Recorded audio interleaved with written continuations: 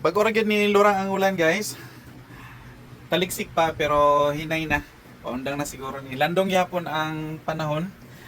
Nag-start ni siya ganina mga ano guys, mga past 1 hour na, mga 10:30 kasi siya nag-start na dag-um and then eventually nagtaligsik then umulan ng malakas.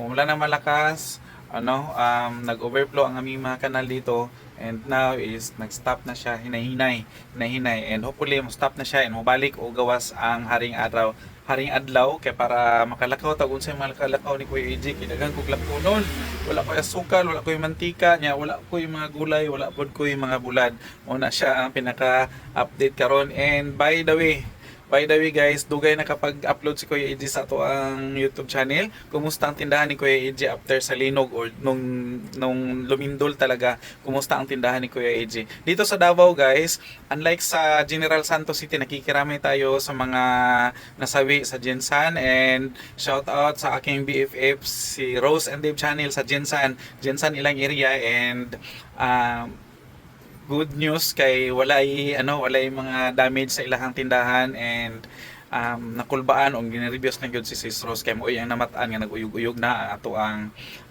ilahang balay tungod sa linog and ilahang tindahan wala po yung nga damage same as dito sa tindahan ni Kuya AJ thanks God kay wala po jud nga damage ni among mga botelya diri sa ilalom naanon siya sa baba pinakababa and second na shelf ng aming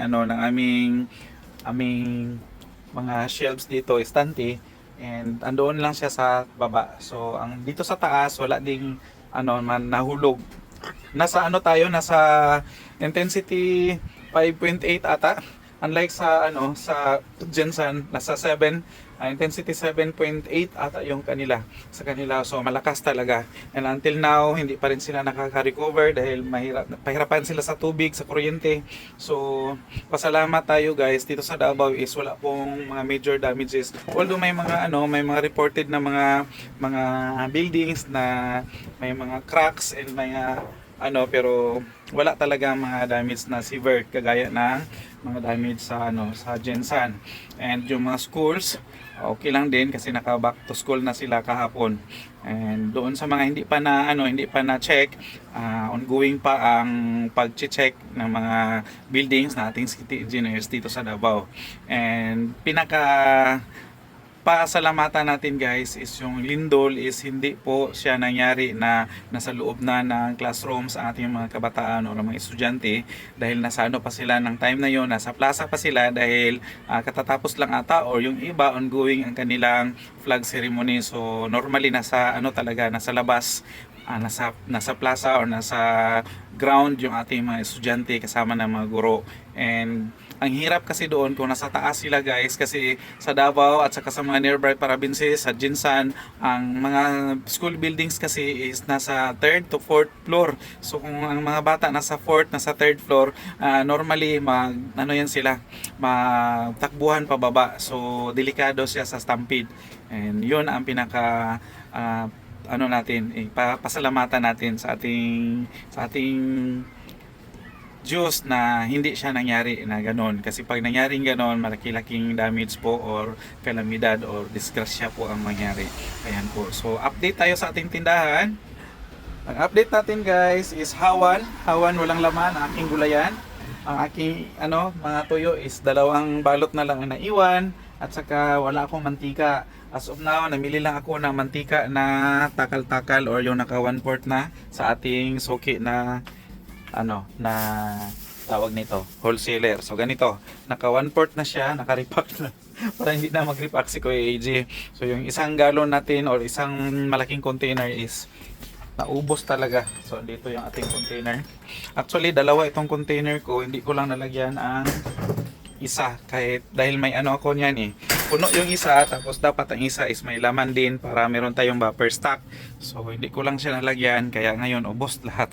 so nakapamili na ako ng mga naka 1/4 doon sa sa suki ko na wholesaler dito sa amin so yun ang ating update and kukuha din ako mamaya ng itlog so hopefully mawala na talaga itong ulan para makaalis na si Kuya AJ maya maya after lunch na siguro ako alis para mamili ng itlog, mamili ng gulay. Kung hindi ko magawa na mamili ng ngayon ng tuyo, bukas na siguro sa Monday na kasi sarado sila Sunday. So ang mantika natin nito is nasa bingit na siya guys, alanganin kasi kung hindi ako makaalis ngayon dahil sa ulan and maubusan ako ng oras, so ang nito is sigurado makabili ako sa Monday na mantika at saka tuyo. Sabayin ko na yan siya, pati mga munggo, pa yung mga dapat kong mabili doon. Yung ibang mga school supplies na mga kulang-kulang doon din namin binibili pag hindi Sunday. So mga weekdays talaga pinupunta ni Kuya AJ yan. And nagplan sana kami na magpunta ni Mami Iya ngayong week na to, kaso lang naantala siya, hindi natuloy dahil nga naglindol at saka after that para mawala yung mawala yung nervyos nagpunta kaming Digos, naglaag kami, and yun yung mga ginawang reels ni Kuya AJ na meron kami mga kantahan, kainan doon sa aming mga barkada, mga college buddies na ni Kuya AJ at ni Mami Iya. Dahil sa mga hindi nakakaalam, batchmate kami or classmate kami ni Mami Iya sa college, sabay kaming gumraduate and eventually nagpakasal.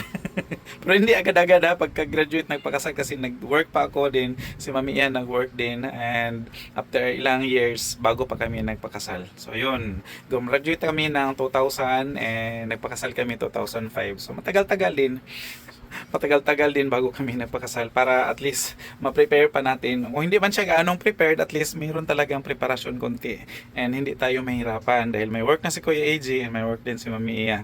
And yun, the rest is history. Ayun, the rest is history. And nung umabot ako ng 10 years sa aking company is nag-decide ako na mag-early retire para po magtutukan na itong business namin na maliit.